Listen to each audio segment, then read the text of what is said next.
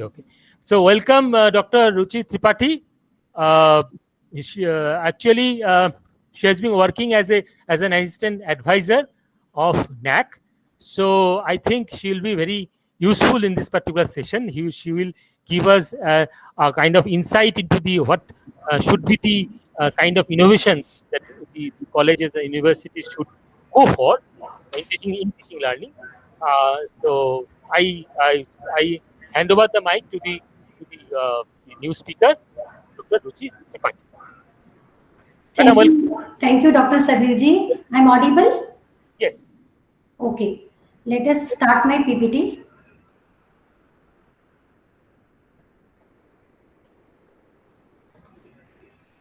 I think my PPT is visible. Yes, ma'am. Yes. Okay, it's visible? Yes, it is visible. Okay. Thank you so much. Very good afternoon to one and all present here. Respected Dr. Rupa Das, Principal of the Mesthala College, IQAC Coordinator, and all the organizing team, respected all resource person and respected participants. As you know, the National Assessment and Accreditation Council has brought a significant changes in higher education system by creating the impact on the various quality parameters of the institution.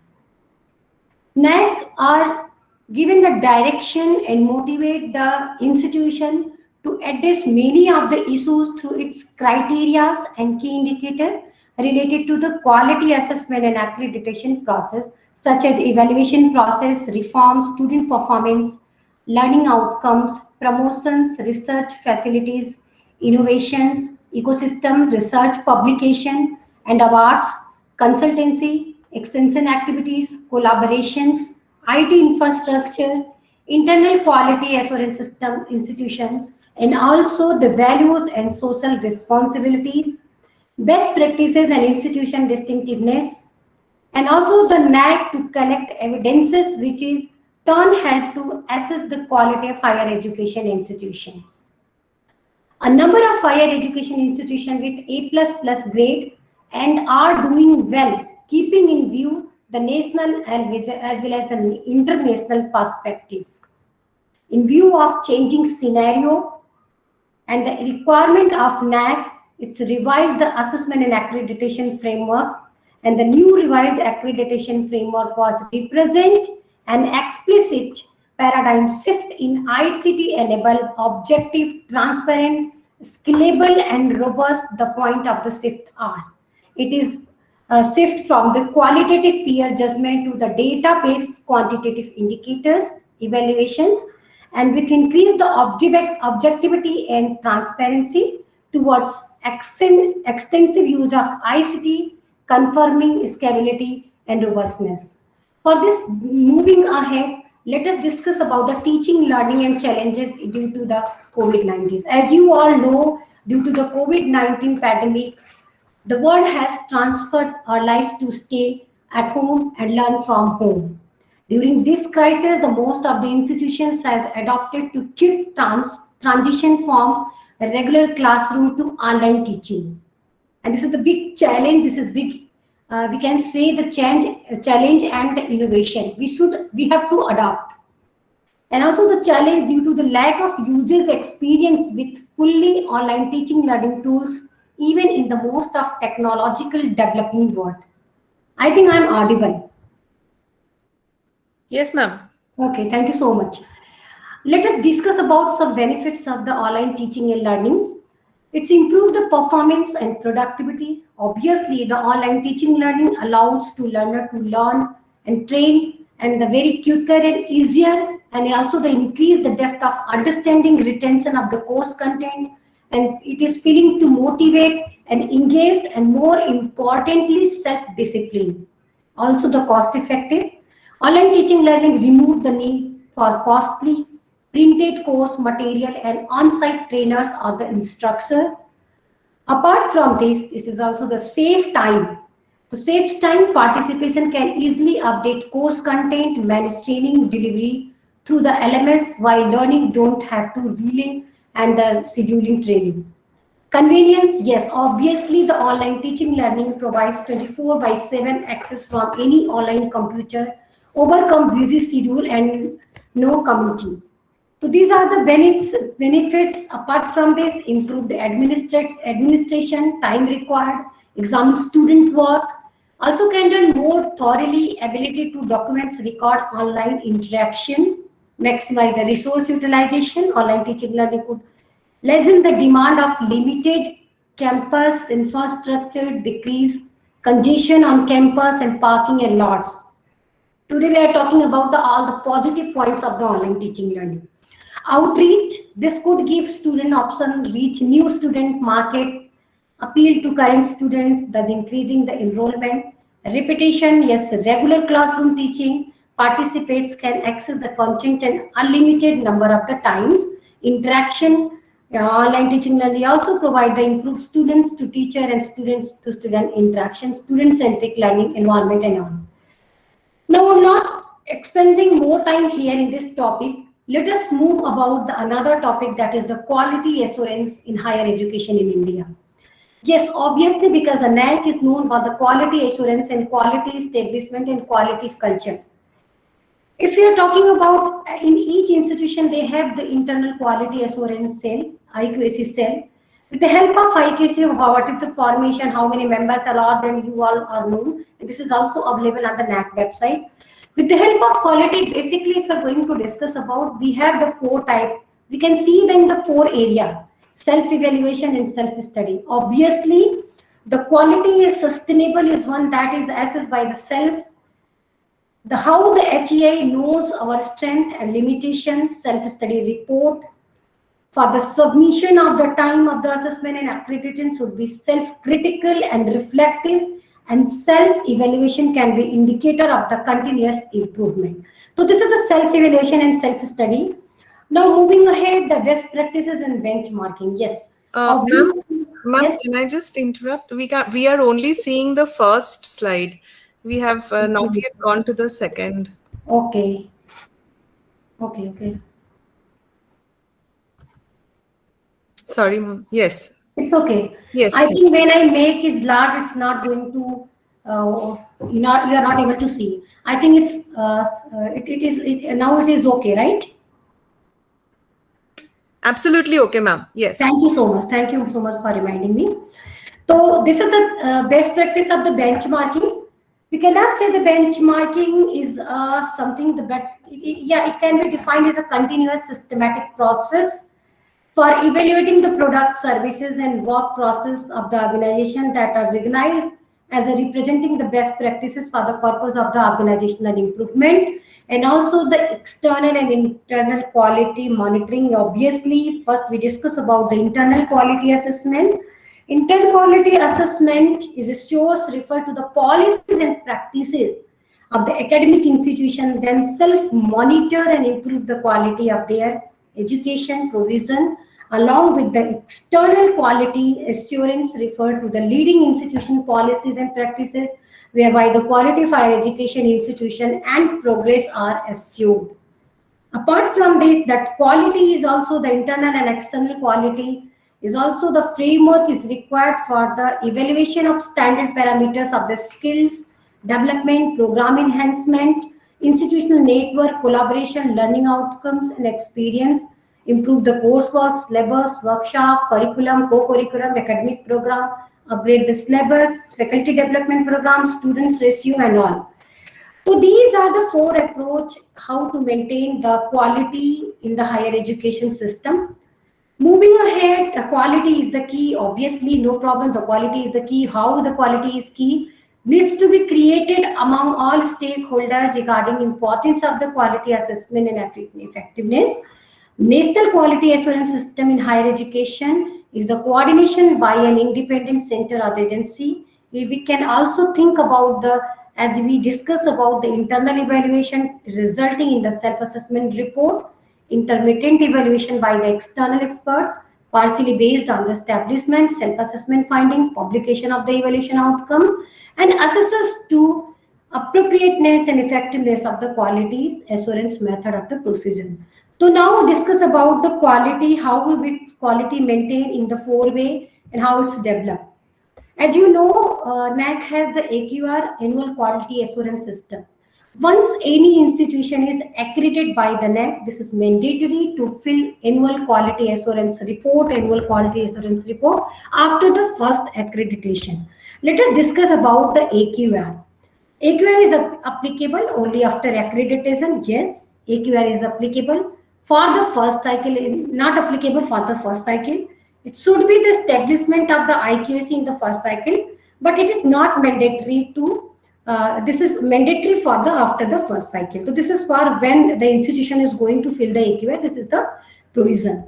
After the first cycle, submission of AQR is mandatory for all the institutions in every year, and AQR has inward look into improvement, means a little progress each day adds up to the big result. How it's going to become, like institution often goes into the hibernation after NAC accreditation. The data-driven process of the revised accreditation framework required 5-year data for assessment, as you know.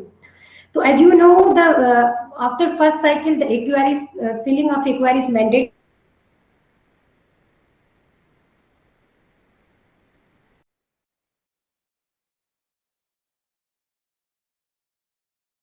Yearly 5-year AQR is going to become for next cycle of the SSR.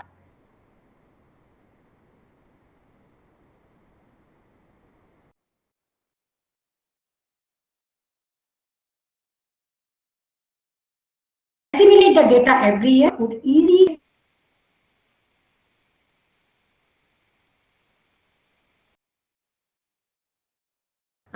perfections. Institution opportunity to compare the data, means last year what is data, where they are institutions are lacking, where they are the weakness, they can see, and they, in this area they can improve.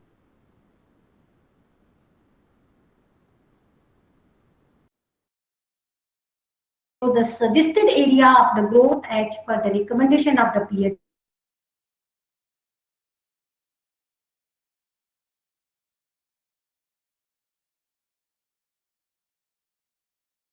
The peer team member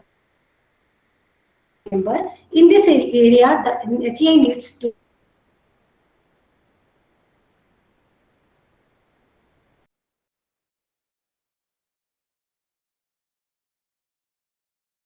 positive way. AQR provides continuous introspection mandatory for self-study report. So as of now, if any institutions come for the accreditation, that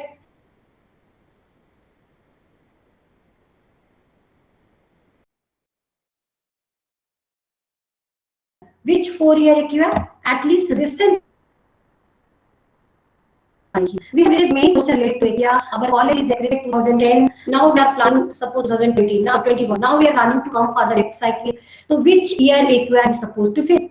Very simple. Recent 4-year AQR is mandatory. You supposed to fill all AQR, but if you are come for the next cycle and second cycle, you need to be submit all at least 4 recent AQR. It mandatory to submission of IIQA, means before second cycle IIQA submission of IIQA, you need to be submit 4 IIQA, 4 AQR, then you have to apply for IIQA.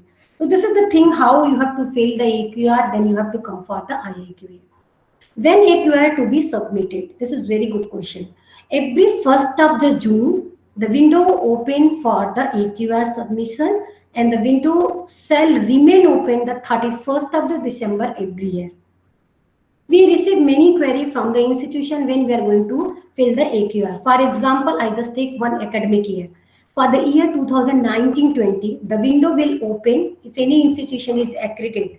So for this institution, there needs to be, if any institution is ready to submit AQR for academic year 19-20, the window will open the 1st June 2020 and shall close by the 31st December 2020. It means there is 6 month time to be filled the AQR as per your accreditation date, accredited date. So this is how you fill the AQR.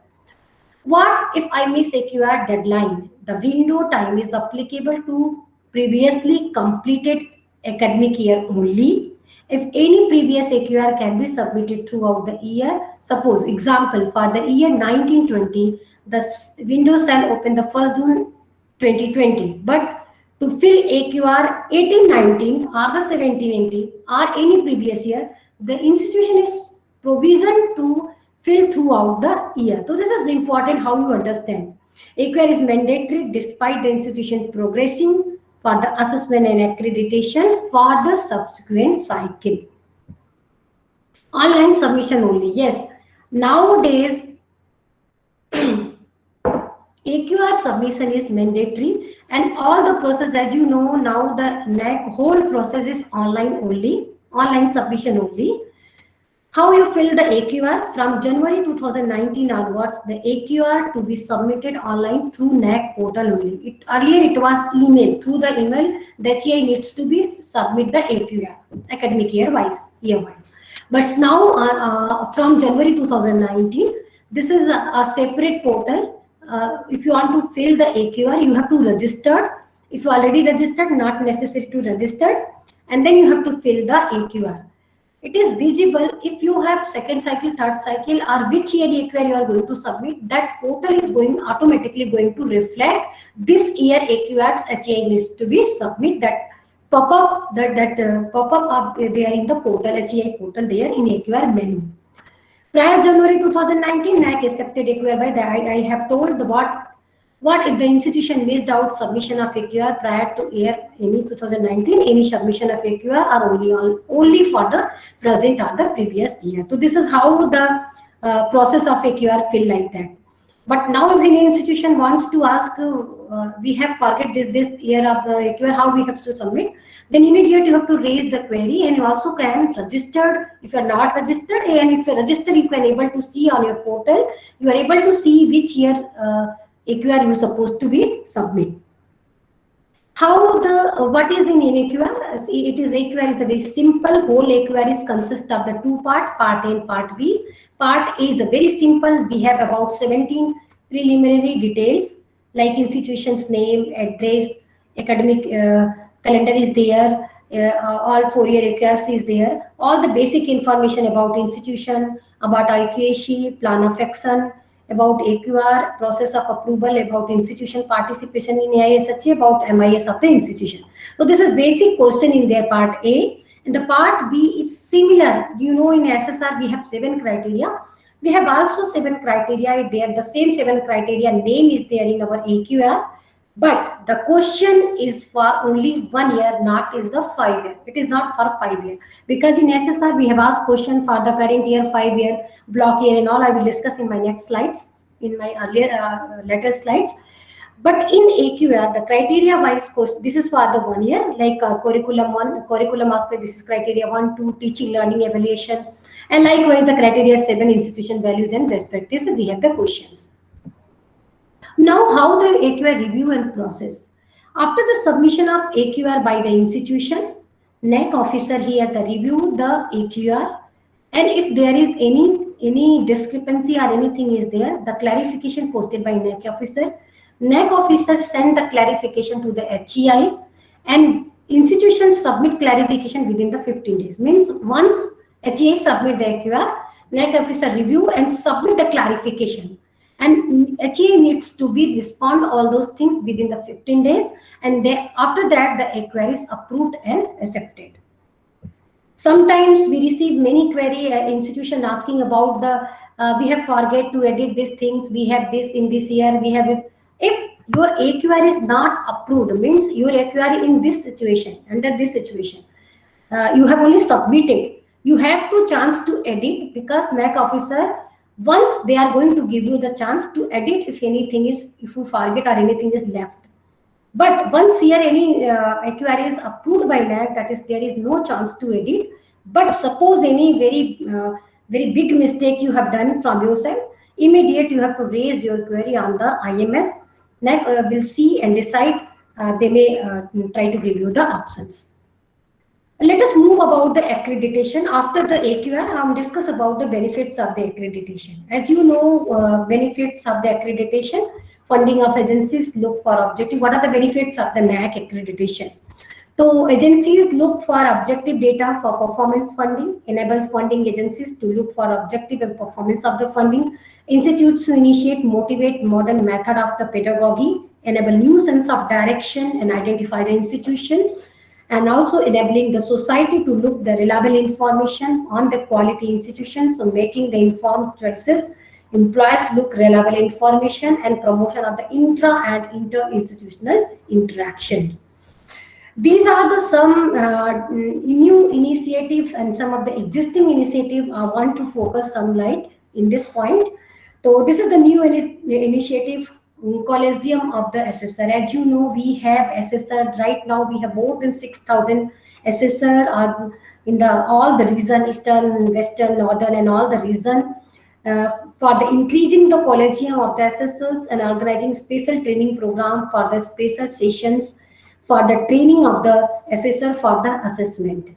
Apart from this, we have also the videographic procedure for the on-site visit, for the clarity, transparency of the on-site visit. We have the provision to the recording of the videography, also covering large scale of assessment and accreditation HEI to the end of ICT solution. Now, this is very much important. I just want to discuss here in one line. Because we have NAC, we have the whole process in the ICT enable. So we don't have problem to accreditation number. We cannot say the number is our matter, because the ICT process. So if any number of institution can come, we are able to accredit in one time. ICT strengthening, yes, as you know, we have all the system starting from the registration, IAQA, even post accreditation like AQR, even the appeal system, reassessment, each and every process we have the ICT enable.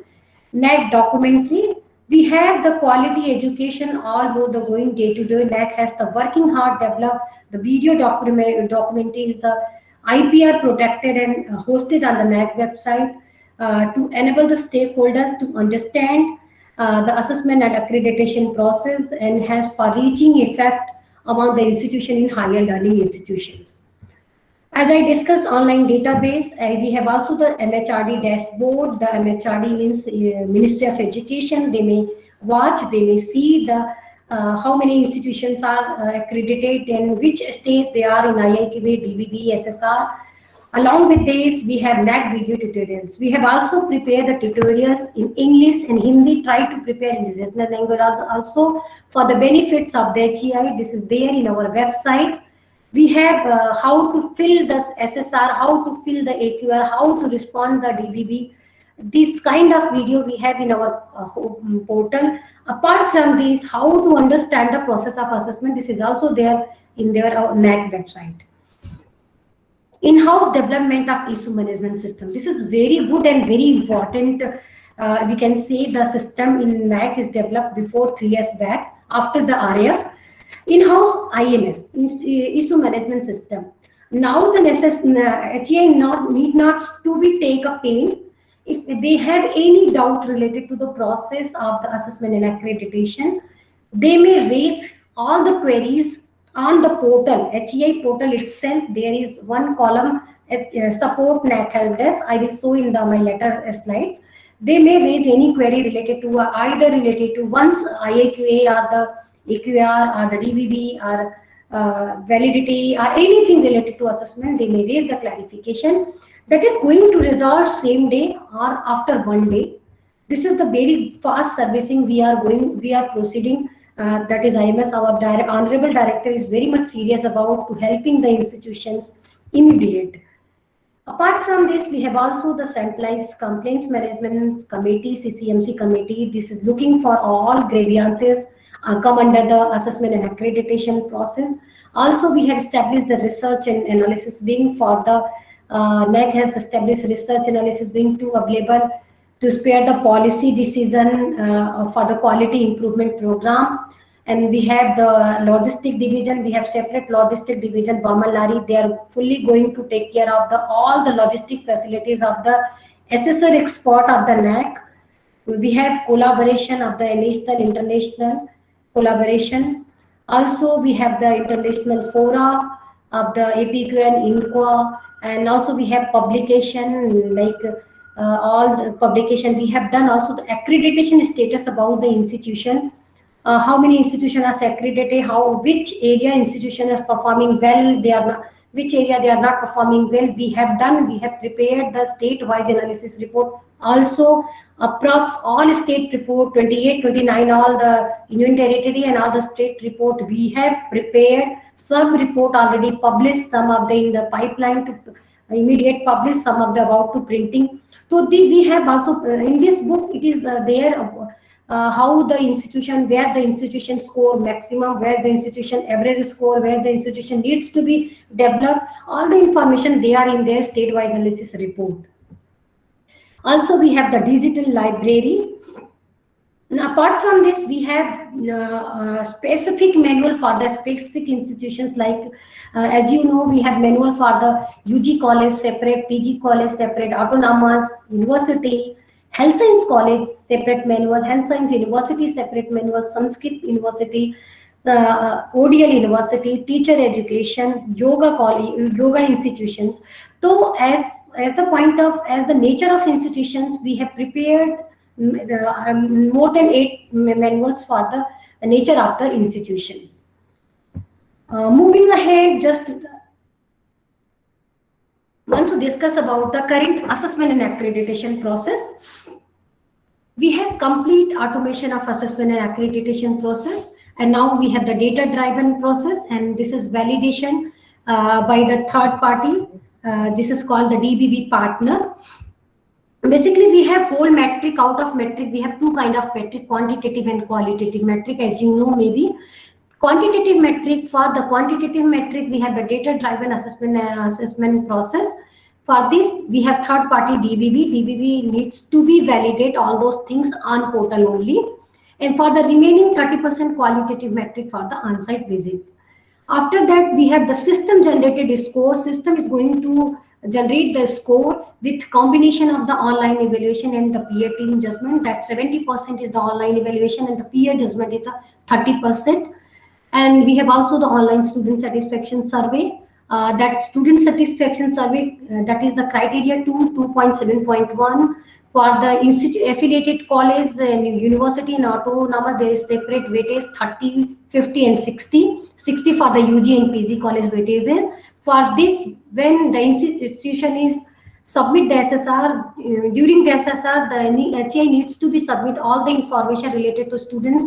Email ID is the very much important, because all the student satisfaction survey, once the institution submit the SSR, the NAC is select the institution, they are pick the all email IDs and send the students direct to the student, not the institution, for the transparency. To the students link, there is 21 question. They send to the 21 question to the students. Student needs to be fill the question and submit to the direct to the NAC. There is no intervention of the HEI. That is for the student satisfaction survey, and this is very much mandatory. If it is any institution have how many students in under in all the programs of the students, total number of students in the institution, that may be the percentage at least 10% of the all the students. How many students you have claimed on the IRQA, or the 100, which is the minimum, that is for the taken as a taken for the evaluation process. If below that, that is not considered as the evaluation process, and for this, that metric number is going to 0. So this is very much important. The online survey is also important. What minimum criteria standard NAC is has decided, that is 10% and 100 number of students to the how many students you have claimed on the IAQA. After that, there is system selection, integration, logistic to the external agency, very important. We have the portal, but in the portal, how we select the 30% who is going to validate for particular institutions. So for this, as college, as in institutions, we have 2 days visit. In this 2 days visit, suppose any institution is West Bengal. So all 3 members from apart from West Bengal. So maybe some of the Karnataka, another maybe Uttar Pradesh, another maybe Andhra Pradesh. That 2 person not in the same state. This is the criteria. So there is 3 different person, 3 different experts from the different states, and also the institution in the different state. That state also we are not going to consider, are not taking any expert. So that is how to select even for the subject wise. Suppose the institution is the BA, BSc and BCom. So at least a chairperson is like BA or BSc or BCom. 3 all expert are the different subjects specialization.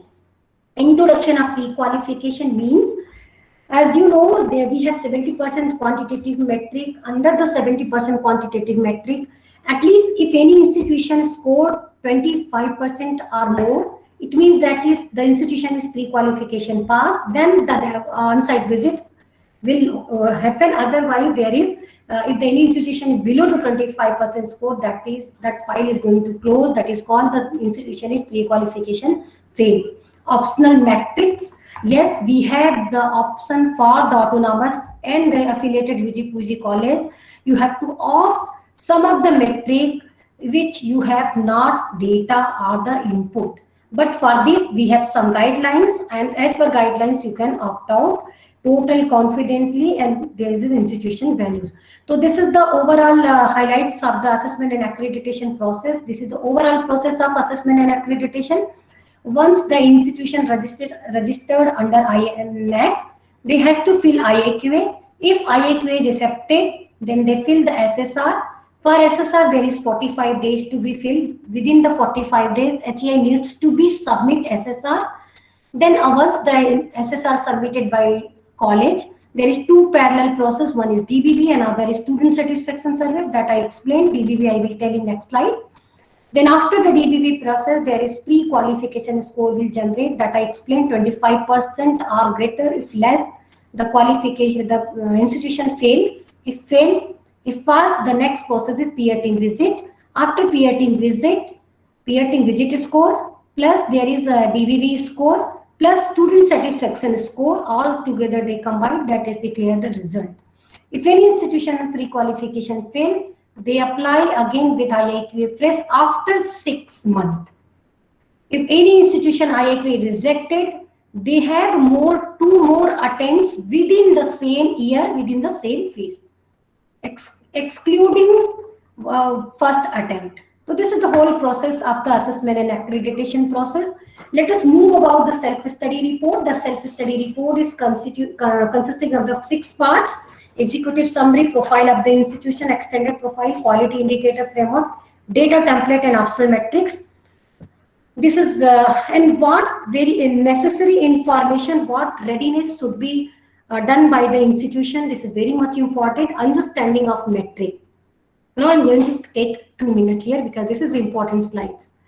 If any institution needs to come for the assessment and accreditation process, before submission of IAQA, not SSR, submission of IAQA, institution needs to be ready for the assessment and accreditation council process. Because the reason is what? If you once you submit your IAQA, the timeline is started. So there is, because we have the process, we have some timeline for the one process to the move to the next process. So before that, you have to understand the whole assessment and accreditation process, and your readiness is very much important. For this, understanding of metric is important.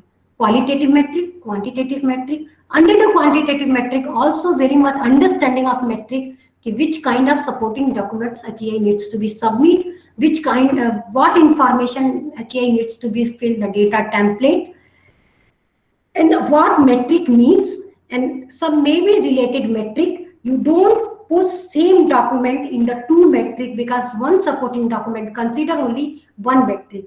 If you are going to submit 2 metric, that is not going to consider, is only consider only 1 metric. Upload relevant supporting document.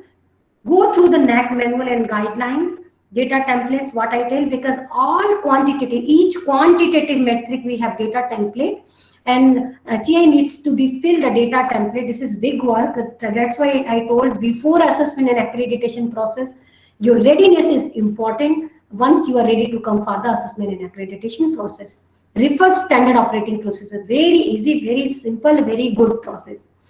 Once you're ready to come for the accreditation process, you need to be go the NAAC website, naac.gov.in. In first page, home page only, apply online. There is the different type of SOP like UG college, PG college, autonomous college, university, Sanskrit, teacher education, ODN. All institution NAAC is prepared SOP and reflected on the NAAC website. You have to download and go through the which kind of document you're supposed to ready for the assessment and accreditation process. Executive is very simple. Introductory, no, criteria wise summary, I'm not going to spend more time. Basic profile information. And third is extended profile. This is important. When any institution needs to submit the extended profile information, you are very much careful. We have 4 type of question. Under 4, we have sub question also. You may see here: program, student, academic, institution. If you're going to give number of program, institution needs clearly know the clearly what is program, what is courses. If any program that is reflect your degree, that is called as the program. Any subject and paper is called the course. It is already there in NAAC glossary. Please go through there. So this is the program. Understanding a program, understanding a course is very much important. This is not a very big thing. You can understand as an academic expert. Students, we have 3 questions related to student. Number of students year-wise during the last one. This is very much important. I want to spend more time here. Actually, when institution, sometime institution under, this is the 5-year question. The number of students year-wise during the last 5 years. So means 5 academic year institution provide the number of students. Sometimes institution needs only admitted students or enrolled students, not enrolled. This metric needs 2.1 on roll student particular academic year, means how many students on roll either first year, second year, third year, fourth year, or the first year, second year, or third year. So whole students mean 1918, how many students are total in their institutions, 1819 how many, 1718 how many, likewise you have to provide the students. Another is year mark category. As per 50% reservation in what policy minority, you have to give the policy document. As per reservation, how you have taken admission, you have to give the data. Also the number of outgoing students, you have to give the number of outgoing final year student, not past student, outgoing students. Number of full-time teacher, this is academic related information, number of full-time teacher. So as per NAAC norms, full-time teachers means, we know there is the different problem because some of the institutions have very less number of faculty because the visiting faculty, guest faculty, some of the things, because the reason is what, there is no sanction order and sanction letter are there. So for this we have come out, we have changed the full-time teacher definition. What is full-time teacher definition? Any faculty, if they covered 90% of syllabus, that is called as the full-time teacher. But for this, you have to give supporting documents that is certified by the principal, that is look like that teacher is full-time teacher. This teacher is completed 90% of the syllabus. Next is number of sanction posts. For this, you have the sanction order. You have to give the sanction order. Last is institution related courses, total number of class, room and seminar halls. For this, you have to provide geotag photograph, total number expenditure, excluding salary EOI, you have to provide their total expenditure, number of computer for academic purpose, not administrative purpose. So these are the basic things in extended profile. As you know, all the extended profile questions are the denominator for the metric wise questions. So if you are going to give the in numbers, that numbers should be very clear, the numbers should be very specific, the policy documents should be matched with the numbers. Moving ahead, now discuss about the quality indicator framework. Sorry. This is key indicator and total metric, quantity, how many criteria, 7. This all you know. Now I'm discuss about types of quantitative metric. So we have 5 types of quantitative metric. First is the quantitative metric which seeks year-wise data. As I mentioned, the year-wise data like this. So HA needs to be provide input year-wise. Another second type of question, block year. In this, HA needs to be submit collectively 5-year data, that is called as the block year. And apart from this, third kind of, this is the options type of questions, any 4, any 3, any 2 kind of things. And fourth is the data latest completed academic year, means only current year information you supposed to be submit. And the fifth type of question, this is automatically calculated from the extended profile, like students and full-time teacher ratio. As you saw, there is number of students and number of full-time teachers. The system is automatically going to calculate. So that is calculated from the extended profile. Apart from this, I am going to discuss about these 3 points. Today, Manu, we have also discussed about in stakeholder meeting. If any metric, we have the metric, suppose just take example PG college. In this PG college, we have 60 quantitative metric. In this 60 quantitative metric, we have 3 kind of metric. For this 3 kind of metric, there is data how we have to fill. So for first, as you know, for the academic year, for other academic year, like suppose 1920, suppose you are going to fill the information. So for this, the academic year is like that 1st June to 31st May. So this is for all the metric. But some of the metric we have related to the finance related and the publication related.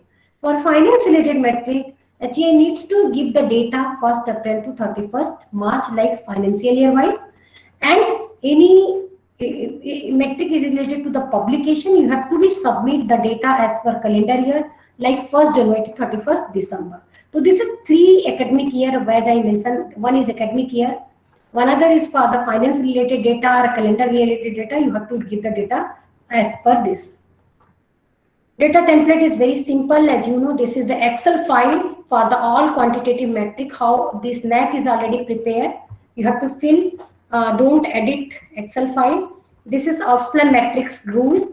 Criteria 1, 2, 7 are essential. There is no option, no choice to opt out any metric. But in criteria 3, 4, 5, 6, you have to opt out. But each criteria maximum opt out 10 weightage only. And overall weightage is not 30, not more than 30, and 3% of the total weightages. This is the come out the DBB process. The DBB process is, you know, the DBB is once you any HEI submit the online SSR, the DBB it is assigned to the DBB partner. DBB partner check all the quantitative metric data templates supporting documents. If any information is not there or any problem, then immediate DBB partner has to be checked AISHE, NRF, UGC institutional website, that is external web source, and all the then after that the DBB partner raise the queries, either extended profile question or the quantitative metric on portal only, and HEI have 15 days total. They needs to be submit all the supporting documents and revise clarification within the 15 days. This is mandatory. And for better understanding, you go to the SOP, standard operating procedure. I told earlier, there is no extension of timeline, only for the natural calamity and political disturbance. But now more than half year, 1 year and 1.5 years, they are going to give continuous extension due to the COVID, because this is also the disturbance, natural disturbance. And there is no second level of clarification, means once HEI submit the SSR, the DBB check the all quantitative metric. Wherever there is discrepancy, then DBB asks the clarification. And HEI needs to be submit within the 15 days. Once your DBB submitted, there is no chance to submit any document. If you are going to submit any document, either IMS or the hard copy or the email or the help desk, that is not going to consider. What information is there on the portal, that much only going to consider. So there is no second level of communication. And also, if the input are more, the document may be provided for small random selection for the data. If the small random selection, suppose we have many metric. I just take one example. We have one metric. Number of students got the summer internship. So for this, we have maybe students gone for the summer internship more than 1,000, or it depends on size of institutions, infrastructure, and admission. So what DBB ask, which type of question DBB ask? They may select some random number of students on the data template. Suppose X student, Y student, Z student, like that, and they ask, please provide this documents. So you needs to be provide all the supporting documents, certificate, summer intern certificate. If institutions, DBB ask 10 certification and institutions provide only 8 certificates, that data is going to pro rata data, the decision going to change as per pro rata basis, that is input is going to decrease 80%. If you provide 10 certificate, that is your how much input, how many numbers you have claim, that is considered safe. So how the decision going at wherever the system is asked, DBB is asked for the random selection questions. After the DBB process, there is deviation generated. That deviation is no change our data, or the some maybe what you have given the submit the data, that is considered by the DBB partner, because this is matching with the supporting documents. And also the DBB, maybe DBB suggested some input, and that is considered by the HEI as per your supporting document, and maybe after clarification HEI clarify after 15 days, and that is data is matched with supporting document, that is called HEI clarification. And change after clarification is totally change how much you claim, that is totally change as per your supporting document. It may be 0, it may be increase or decrease depending on the supporting document. This is some of the important point to be noted by the HEI, because we have each metric maximum, the HEI only are able to submit the document 5 MB. So what HEI needs to be do, they has to upload the same on the institution website, provide a particular link on the response box if more than 5 MB documents. Number 1. Number 2, provide particular URL instead of generic website. Don't protect any kind of password. Don't give any data in any drive, either Google Drive, Amazon Drive, or any kind of drive. Don't give any data under drive, because the drive is not considered. This notification is there in NAC website. And there is no other means of communication between the HEI and DBB partner except response box provided against each metric whereas the queries are raised. Timeline is very important. You have to very much particular about the timeline. Website should be function during the AA process or the DBB process. When this is mandatory disclosure, HEI needs to be shown in our website, in HEI website, NAG folder, metric-wise information. Wherever any discrepancy, immediate either NAG or the DBB, contact to the HEI website for the smooth functioning of the A&A and DBB process. Check notification on portal, generated email ID. You have to provide geotag photograph. How to take geotag photograph? It is there in NAC guidelines, SOP. Wherever the policy document is vernacular or the regional language, you have to submit the English translated version signed by the competent authority along with the original document. You have to post, you have to upload. We have some of the documents we have measured in terms of lakh, not in terms of number. I just take one example. We have one metric. We are asking data, number of books and journals published. So suppose any particular year like 1890, institution expenditure is 1,50,000. So don't give number like 1500, then 000. You have to give like 1819, 1.5. Understanding of glossary very much important. And also we have some budget related metric. In this you have to give the audited statement that is certified by CA if the private institution, if the government institution, that is certified by the competent authority, principal or the finance officer. Moving ahead, I just want to focus some of the metric that is challenging metric. This is my last topic. I take maybe 4 or 5 minutes more. So we have some of the metric that is very much challenging metric. Wherever we found, this is my personal experience, the HEI's mistakes. So first, I need to be tell about the programming course. That please you may go through the glossary, understand about the programming course. Course is very clear. Number of subject and paper is called course, and program is your combination of a degree that is called the BA, BA English, history, pol science. Then another combination may be BA economics, sociology, and other subjects. So like that, this is called as the program, and you can also go through your concerned university for the better understanding. And 2.1 I already explained. I want to explain here in the 2.1 number of students year-wise during the last 5 years. As I told, that is enrolled student year-wise, not enrolled students. And also full-time teacher, I explained the 90% cover the subject, that is called a full-time teacher, but that policy documents should be there signed by the competent authority ki these are the full-time teachers. And also the total classroom and seminar hall. Computer, I say, is for the academic purpose only, don't give for the administrative purpose. And focus on the 4.2 metric. This is total expenditure. Actually, we have expenditure related 3 metric in the metric wise. One is there, it's a 4.2.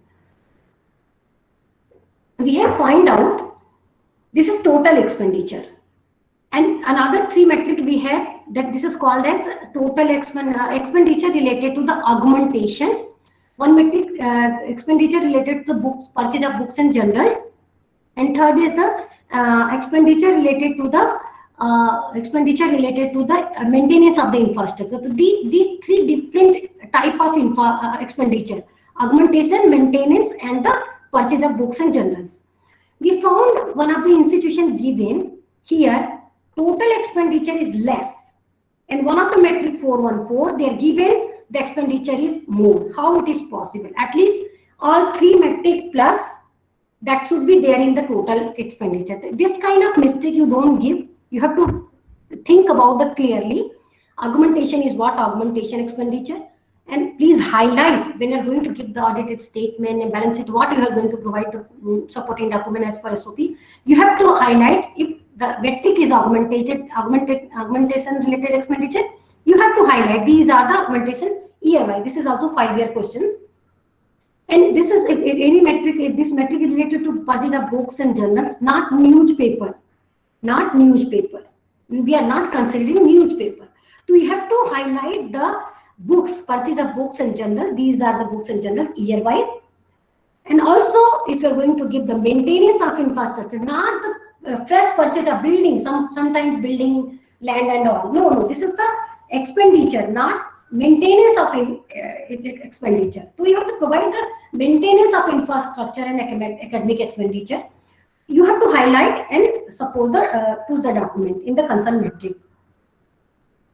So this is how the expenditure you have to do. That I have already explained. That is, I have already explained. This is these 3 questions are related to expenditure. These 3 questions are different. You have to highlight and give the supporting document in audited statement. Moving ahead, this is another metric 2.1.2. Average percentage of seats filled against seat reserved for various categories. So in each category there is the sanction seat. There is the some percentage of sanction. So you suppose SC, suppose the sanction seat is 100 and you have admission taken 70. So it is not going to just like put the, suppose more students come, you have to put the general. No, it's not like that. If you have policy document, obviously you can do, you can give the supporting documents. But how many reserved for SC? It should be separate, ST separate, OBC separate, and other kind of things you have to separate. And for this, you have to give the documents.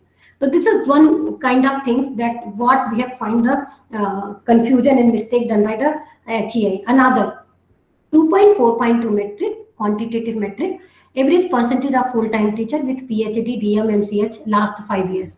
In this, we find out that HEI understood like how many, suppose this is 5-year question, 18-19, how many PhD done completed by faculty? No, this metric is not asking in this particular how many faculties are completed PhD. This is for how many PhD holder, PhD faculty has in this institution in this particular. Maybe it is repeated, maybe 17, 18, 40.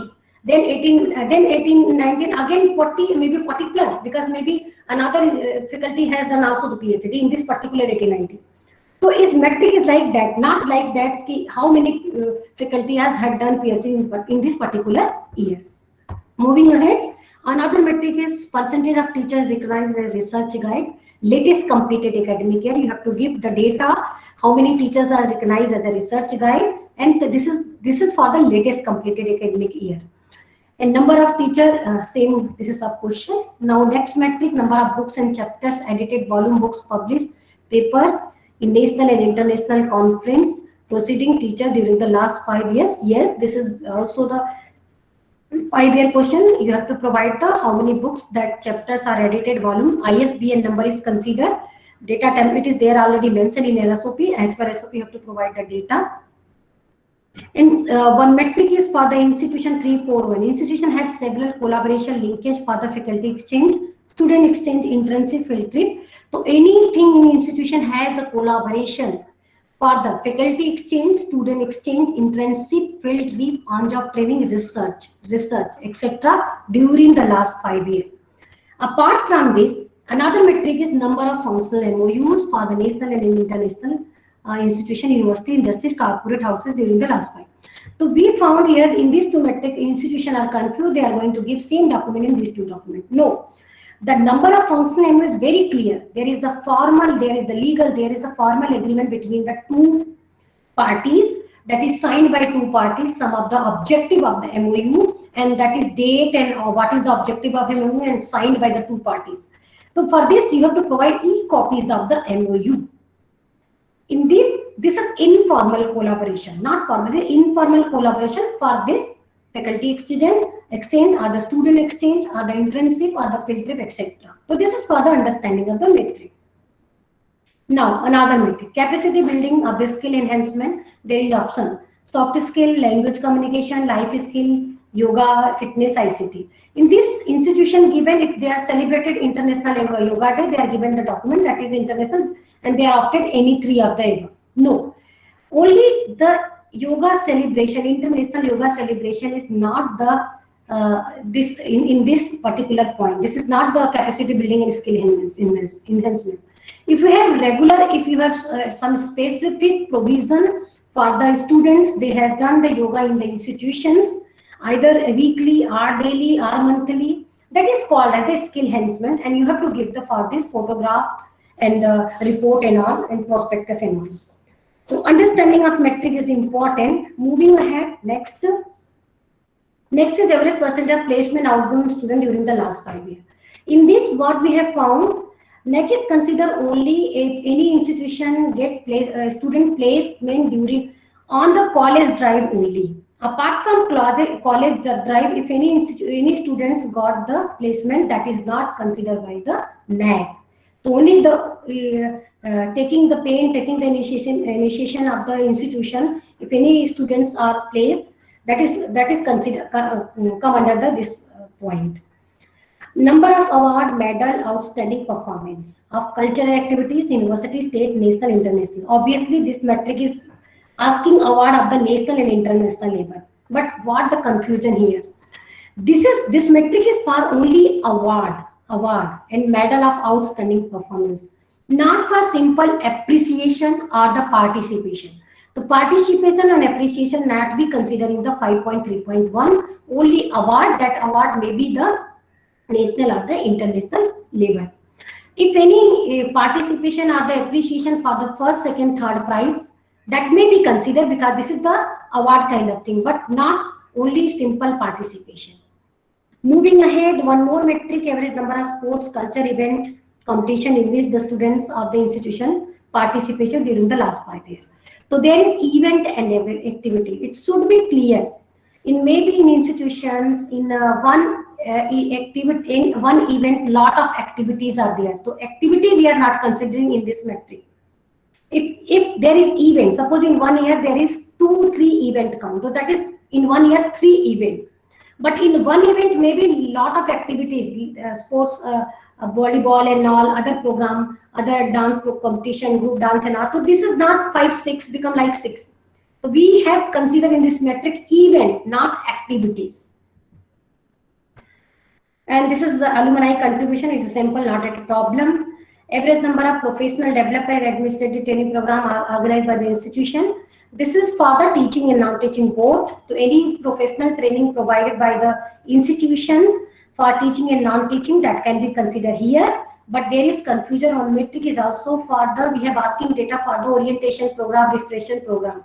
So we have found these institutions support the same document in this metric and other metric. This metric is for not us any days, mean it may be 1 day, 2 day or 3 day. But in this metric, we have mentioned there at least 5 days program considered as a faculty development program or refreshment program as per UGC and AICT. In this metric, we have considered non-teaching and non-teaching program organized by the institution during the last 5 years. One more metric, fund grant received from non-government bodies, individual philanthropies during the last 5 years. Actually, we have two metric. In criteria 3, we have asking from the grant. So this metric we have asked the grant for government and non-government for the research only. If any institution received any grant for the research related, that is considered in criteria 3. Apart from research, if anything received from institution, that is considered in this metric, that is 6.4.2. This is SOP I supposed to be not to discuss. I think it is okay. My presentation is stopped. Thank you so much all for listening me patiently. If you have any doubt or query, I'm happy to resolve here. Thank you so much.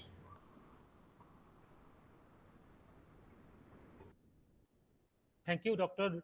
Ruchi Tripathi. You have touched upon some areas. We were focused on some other areas. Basically, we are associated with university administration, and here the participants are also part of the university of knowledge. So, yes, you're right. As Aristotle said that quality is not an act. So, you have rightly pointed out. So, from your discussion, what I found that NAC assessment and accreditation could not be a 5th year, 5 years. So, what we do, normally we start when you realize that you have to go for NAC, you start on 5th year. That is the year you should go for the accreditation. But it should be a regular affair throughout 5 years. So, you have rightly pointed out. Also first highlighted on the benefits of online teaching. Online teaching is the future, and also you have thought on outreach program and for quality, for improvement of quality, you have stressed on self-evaluation, and also university or colleges go for best practices. Quality assurances, you have said that there are two parts of that. That internal evaluation and external evaluation is done by the NAC. And you have rightly pointed out the importance of the PAR and also benefits of accreditation. The entire assessment accreditation process. This is focused on the issue of assessment and accreditation process, and that makes this lecture very useful and helpful to all the here and also the teachers here. So now, as an eminent educational administrator, I'd like to request Dr. Rupa Das, principal of Mastala College, to say something, some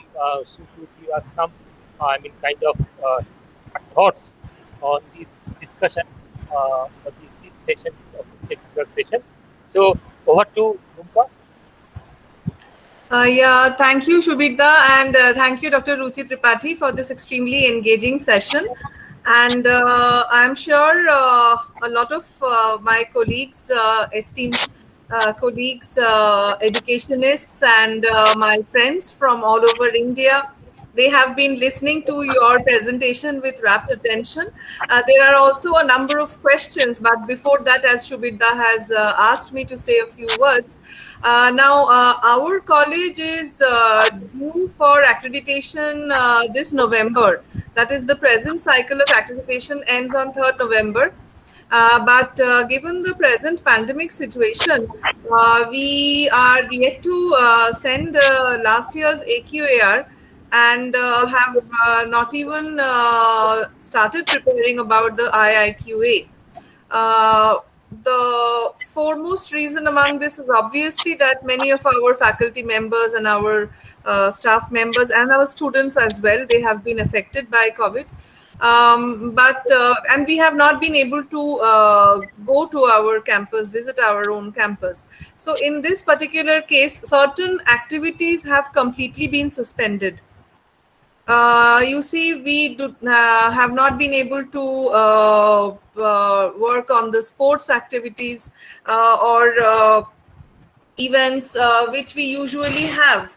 What do we do about that? A. And B, since we will be sending in our AQAR within a few days, but there is no way in which we can go in for the third cycle of accreditation by November. So what should we do?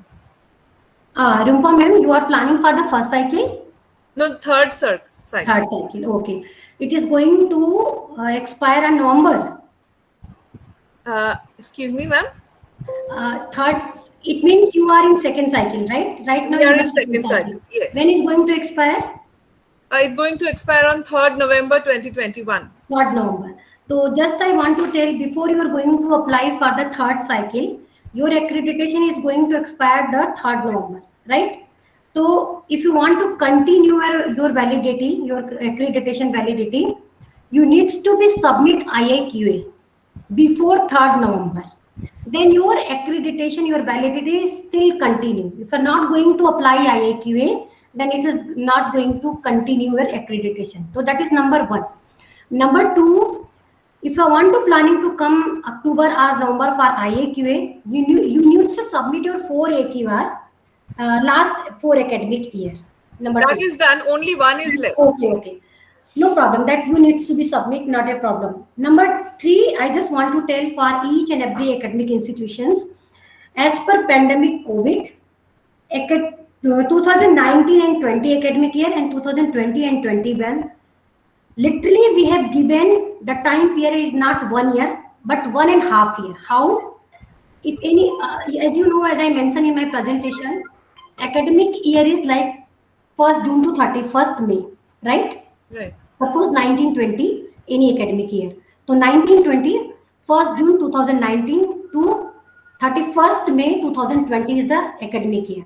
But NAC is given if any institutions in 2019-20 they are want to fill the information in SSR, they needs to be filled 1st June 2019 to 2020 31st December, 6 month extra. Extension. So they needs to be submit this information not 1 year, at least 1 year plus 6 months. Likewise, academic year 2021 same.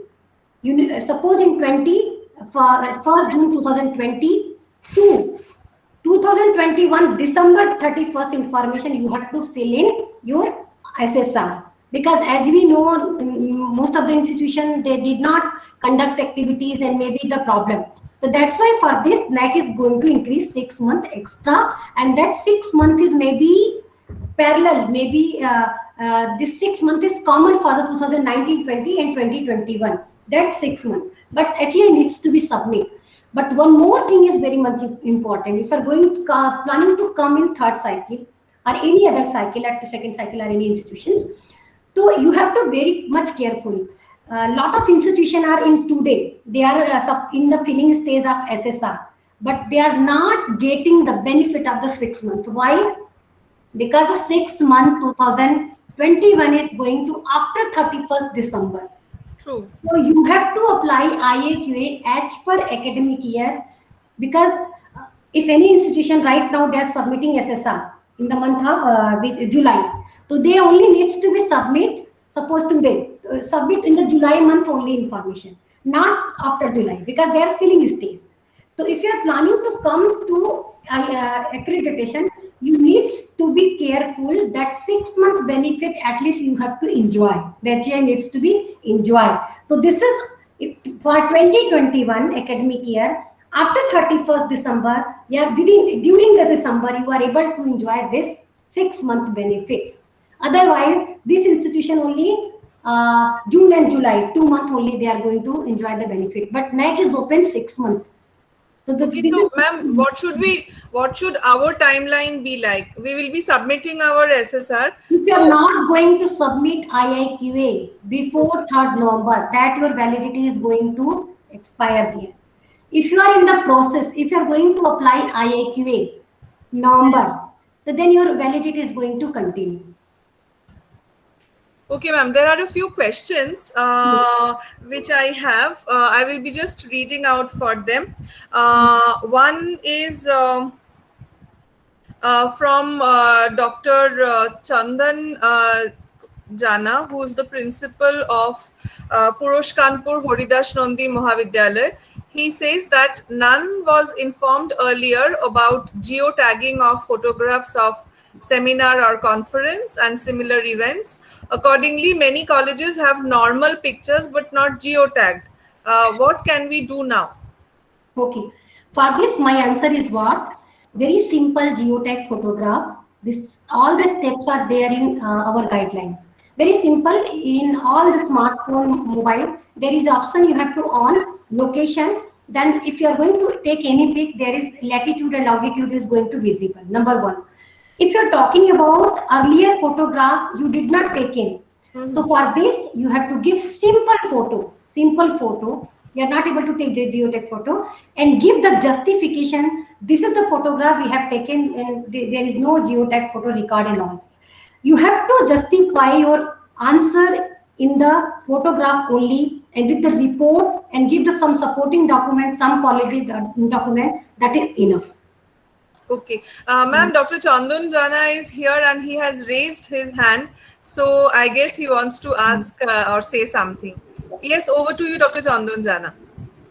Thank you, Dr. Rumpa Das. Thank you, Madam, Dr. Ruchi Tripathi, for your nice presentation. Thank you so and much. also for giving answer to my queries. I have also another queries to you, Madam. Our third cycle, we are also heading for third cycle, and that is going to expire this September 17th of this. We have submitted all the AQR. Now, as you said about Rumpa Das queries on Rumpa Das query, so what should we need to do now? We also need to submit the IIQA. And yes, sir. If you want to, sir, still you have time in September 17. Right. September 17, you have validity of the accreditation. Right. If you are planning to, if you are applying IIQA, planning to continue your validity period, you have to apply in the month of September only IIQA. If you are not going to apply IIQA, then that your validity is going to discontinue. When you are, if you are in the process, your validity is continuing. I mean to say, if you are in the process, because all the process is at least 3 months, 4 months, it depends on technical and corona and all. So if you are in the process 6 months, suppose after September, your 6 months you are in the process of NAC. So 6 months, then it means your validity is continuous. Okay, I can submit the SSR later on, right? IIQ. First you have to come as IIQ. After submitting the IIQA, so I will have some time to submit the SSR. Yes. For SSR, after approval of IIQA, we have given this 45 days to full completion of the SSR. But what I think, we are not in a position like Dr. Rumpa Das's college. So our college is not. No problem. If I understood, because the this lockdown and all problem is really happened. So you have to wait. You have to prepare. You have to plan. You have to ready for the assessment. Don't worry about the validity period and all. If you want to come after November, December, January, February, March, you have to come and you have to get your accreditation. I'm just saying about your validity period. If you are in the process, then your validity is continuing. But it is not mandatory to come November, December, September like that. You have to come as per your choice, as per your readiness. This is not mandatory. I want to say only if you want to continue your validity, you have to come in the process as a Rumpa Das ma'am November and use September. Okay, thank you.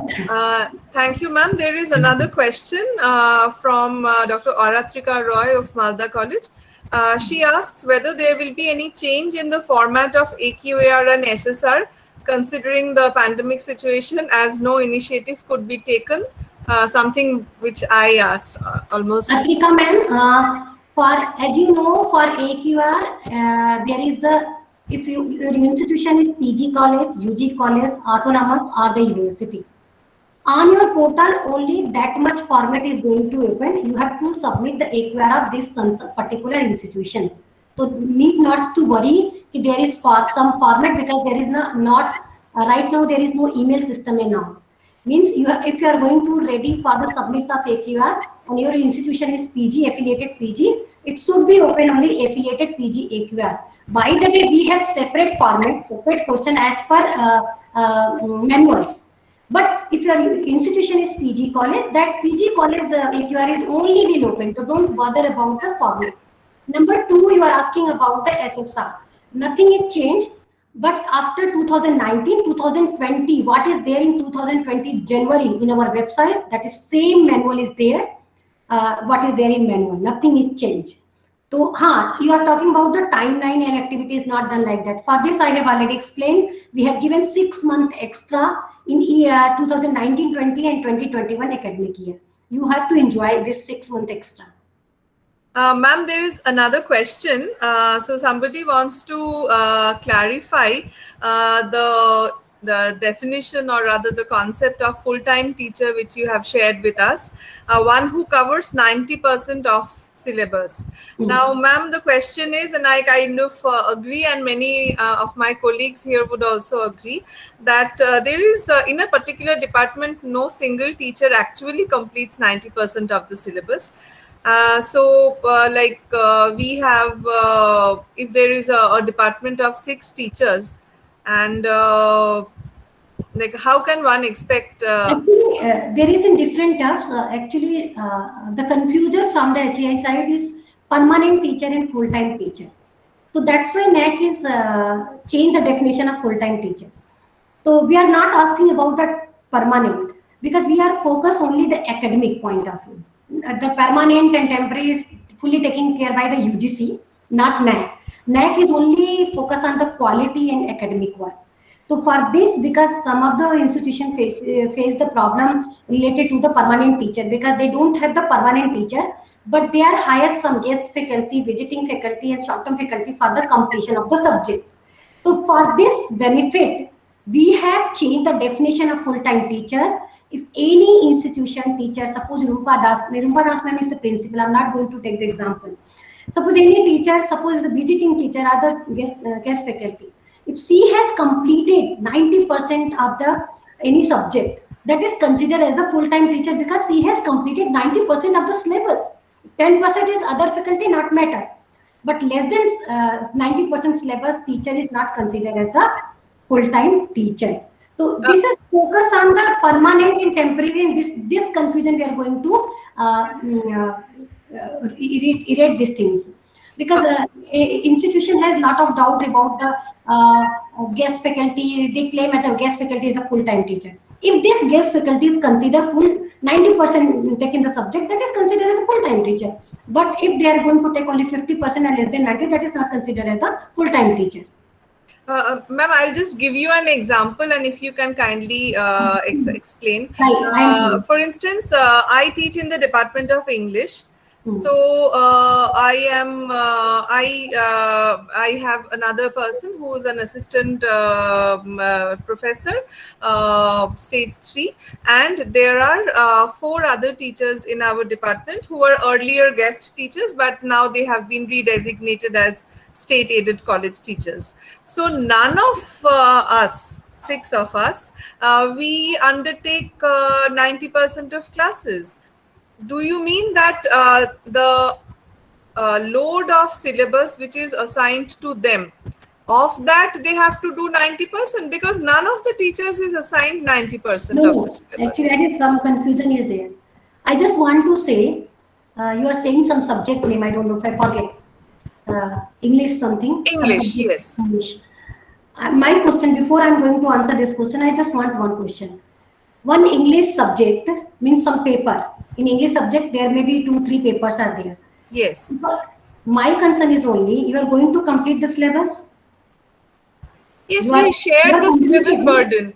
At the beginning of a semester, we have a departmental meeting, and the syllabus is divided. Before the exam, you are completing the subject. You are completing the subject. Na? So if you are going in 1 year, you have come before exam, you have completing the paper. In this completion of paper, if any teacher is completing this paper is 90% of syllabus, that is called as the full-time teacher. That much only. So that I, as the principal of an institution, I have to certify that a particular teacher has completed 90% of the syllabus, which has, okay. Suppose you are claim in particular in 1920, you have the 80 full-time teacher or the 60 full-time teacher. To that 60 full-time teacher, you have to justify the supporting document. These are the teachers, they are completed this syllabus, and this is the subject, they are taught this subject, this is course name, this is program name, like, and you have to certify. My question is what you are completing now subjects in your institutions. Yes, I do. That is right. So if you are completing and guest faculty is also completing 90%, that is considered as a full-time teacher.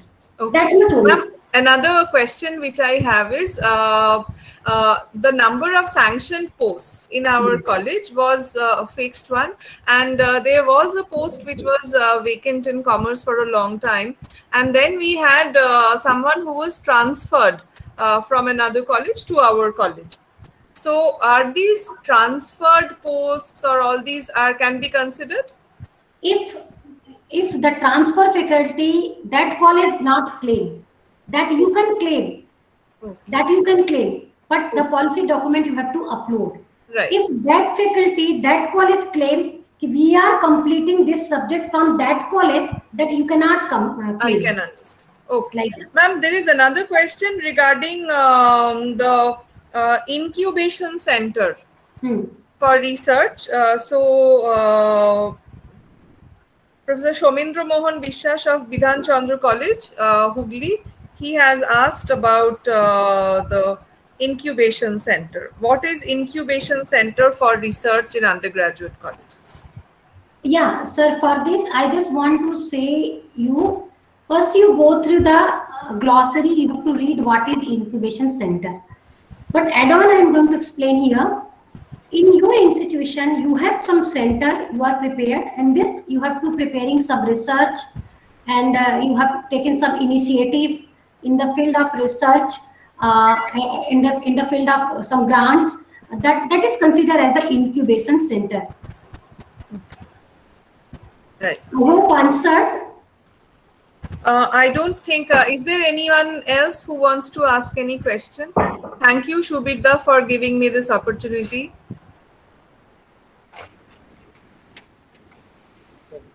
So actually, we have the technical section has become very useful. And we have You are not audible. You are not audible.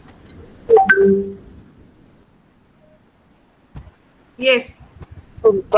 Now you have also highlighted on some issues actually we all wanted to know. So thank you, Dr. Ruchi Tripathi, the organizer, Dr. Rumpa Das, and other teachers of the college who are behind this particular event.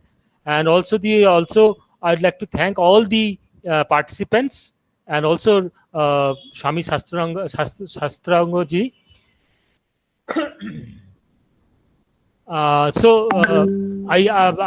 Now before we end this session, I'd like to hand over the mic to the principal madam. So Dr. Rumpa Das. Thank Please. you so much, Shubhita, for this honor. I just have an announcement to make. For some technical reason, the feedback link is not being able to be posted. So we shall be mailing all the participants the feedback link for this webinar, and only upon submission of the filled up feedback link, you will be getting your certificate. So this much I wanted to say. This day's work is done, as in our literary field we say our job is done, and now it's up to the forces to judge the outcome.